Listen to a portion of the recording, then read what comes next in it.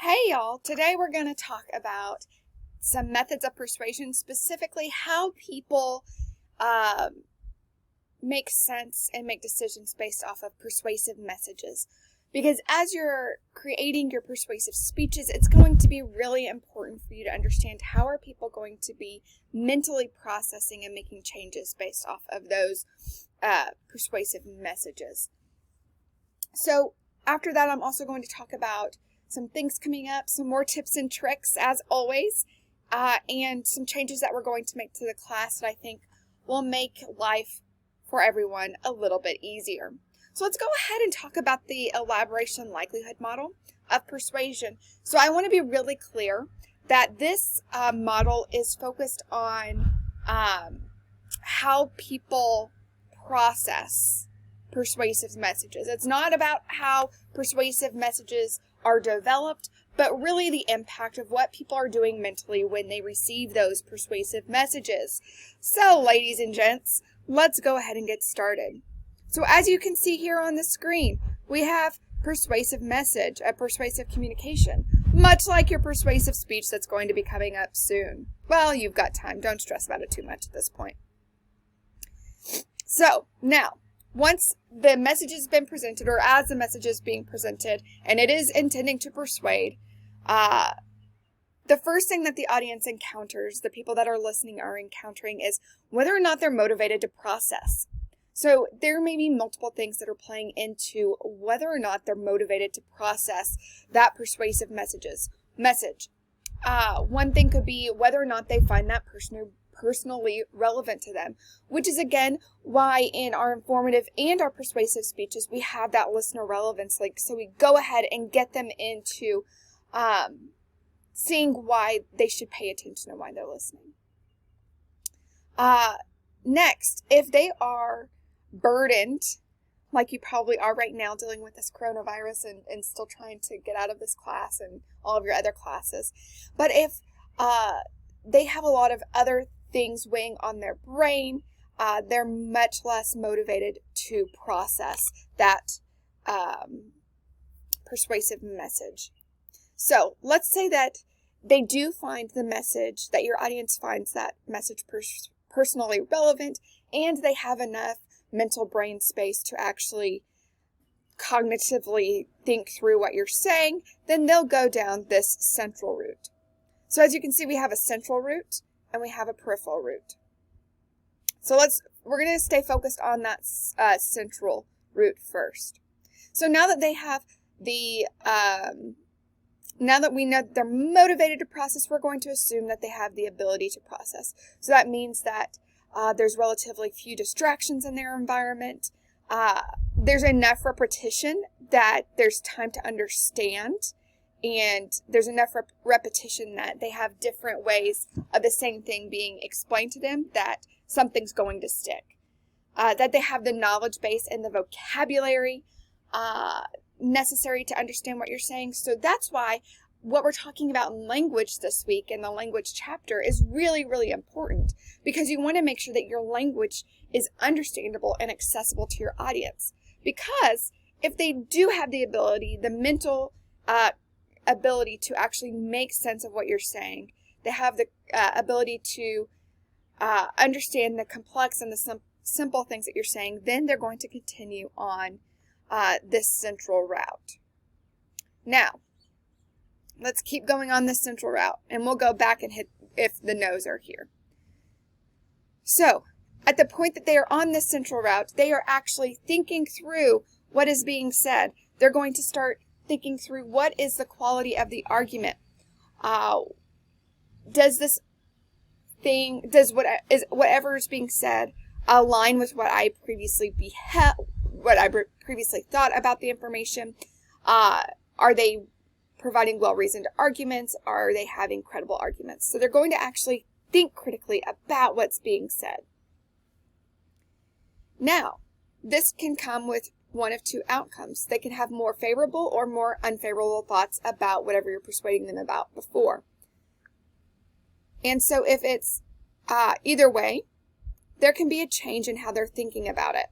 We're here. Is there a change in cognitive structure? They can start thinking more positively and more confidently about what you've said and how you've said it and about what you're asking them to do.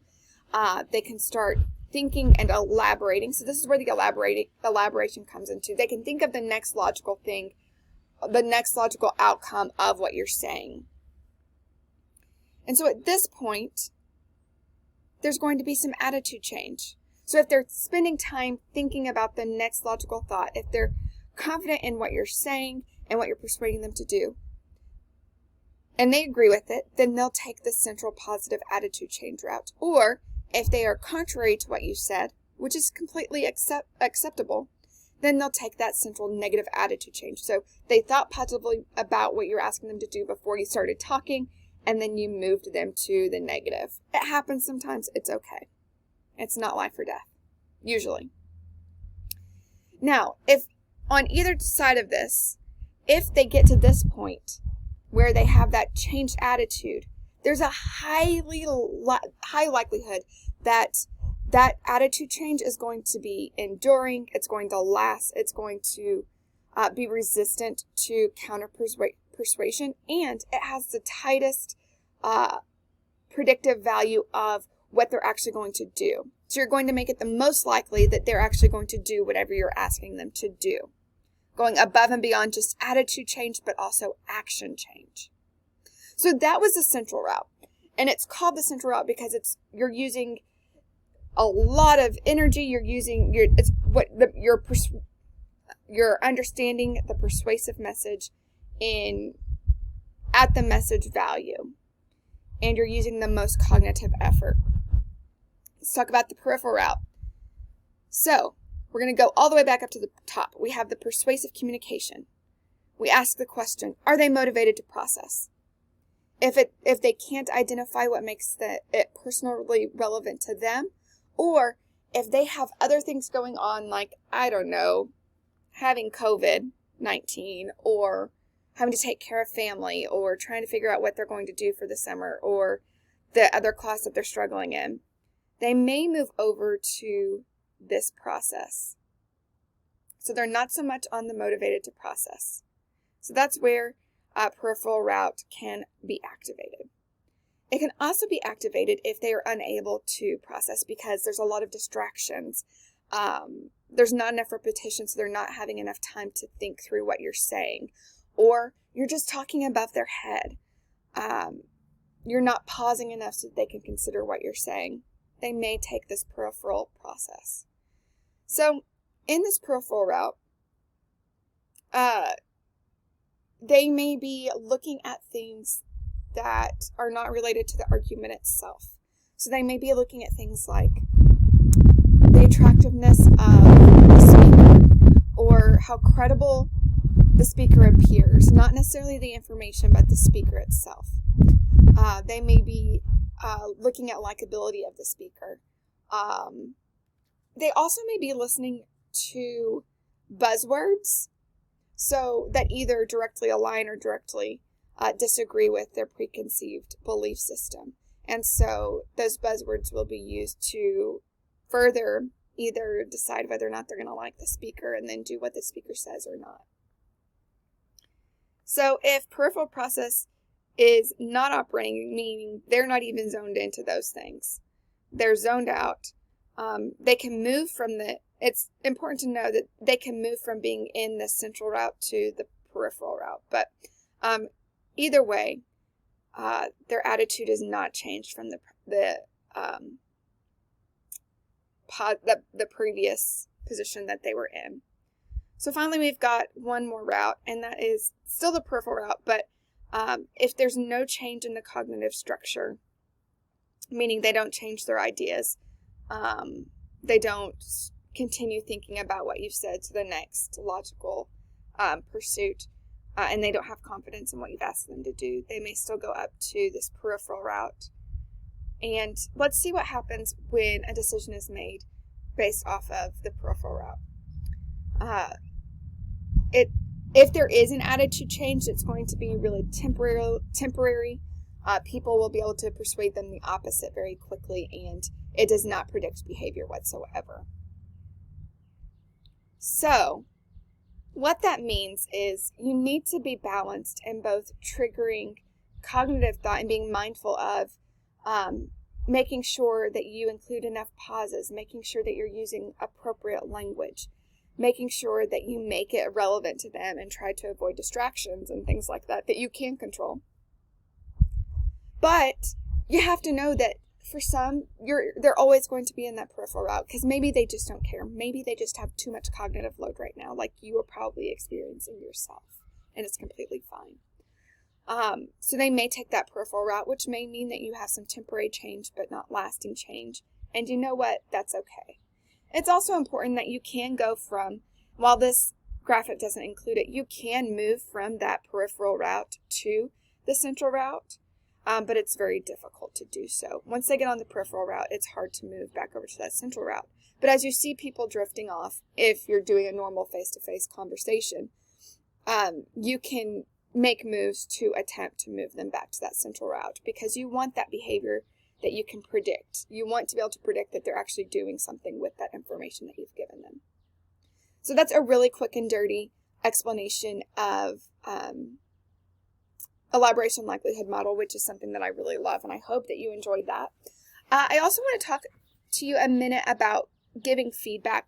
Make sure that you do give your peers feedback on those informative speeches as soon as you can. Hopefully by end of day today or tomorrow, or at the very latest on Wednesday. But again, if you need to ask for grace and mercy, ask for grace and mercy, and I typically am pretty reasonable about it as long as you're asking. Finally, I feel like this is a time where we need to be flexible on some things. So what I want to do is kind of change this course into being a create your own destiny, where I give you, we're still going to have the same amount of points your grade will still be calculated based off of the same amount of points for the course, meaning 100 points, but you're going to have more than 100 points worth of opportunities to do, with the caveat that you have to do all of your speeches, and then after that, you'll have a variety of assignments that you can choose from that you'll just need to do by their due dates. But you'll have more opportunities than 100 points worth. That way, if you need a supplement grade, if you accidentally miss an assignment, you're not going to be unduly penalized. Some of these will be framed as grace and mercy opportunities, others will not. So you just need to keep watching your grade and see it add up. Once you get to the points that you are comfortable with having as your final grade, you can be done. Because that's what we need to do right now. We need to be flexible and kind and encouraging of each other. I think no matter what, you're still going to have the same learning outcomes as long as you do those speeches. And then we'll have some activities that you can do to supplement everything else. So as you have questions about that, feel free to reach out, and I will do my best to also give you some more announcements throughout the week to help you stay on track. That's all I've got for now. I'll talk soon. Y'all